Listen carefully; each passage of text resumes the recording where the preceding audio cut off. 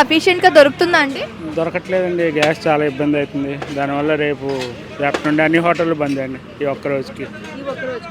అన్ని హోటళ్ళు అన్ని హోటల్ బంద్. మీ పరిస్థితి ఏంటి? మీకుందా గ్యాస్? లేదమ్మా, గ్యాస్ లేదమ్మా.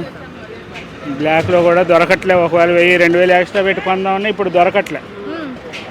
ఇప్పుడు చాలా వరకు 80% బంద్ అయిపోయినాయి. 3-4 షాపులు ఉన్నాయి అంతే. 33 షాపుల్లో 4-5 ఉన్నాయి అంతే.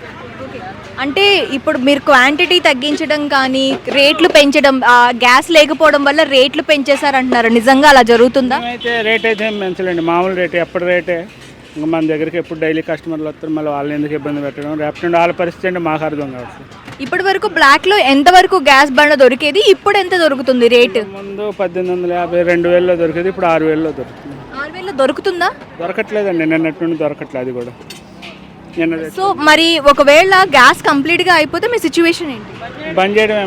మా లాంటి స్ట్రీట్ వెండర్లు హైదరాబాద్లో 20 లక్షల మంది ఉన్నారు. అందరూ రోడ్డు మీద పడినట్టే. సో దీనికి ప్రత్యామ్నాయం అంటే దీనికి సొల్యూషన్ ఏమంటారు? దీనికి ఏదైనా ప్రభుత్వం కొద్దిగా ఆదుకొని మా లాంటి చిన్న వాళ్ళని ఆదుకుంటే, గ్యాస్ సప్లై చేస్తే మేము అందిగలం. మేము రూపాయి తింటాం, కస్టమర్ని ఇబ్బంది పెట్టకుండా. Thank you. ఎక్కడ తినాలో కూడా తెలియదు. టిఫిన్ హోటల్ అన్నీ బంద్ అంటే ఇవాళ ఎంతమంది కావాలో అసలు.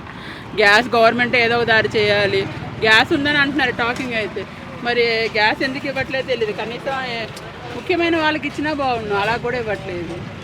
ఏం చేస్తారు ఏమో, చాలా ఇబ్బంది అవుతుందమ్మా తినేవాళ్ళు. ఇప్పుడు మనం ఏమైనా ఇంట్లో ఒక గ్లాస్ పెట్టుకుంటే అయిపోతుంది, ఇంతమంది అసలు ఎంత ఇబ్బంది పడుతున్నారు పొద్దున్న నుంచి. చాలా యాతన పడుతున్నారు. హాస్టల్ బంద్ చేశారంట. అసలు పిల్లలు వచ్చి ఎంత గోల, అంటే మీరు కూడా పెట్టట్లేదా అని.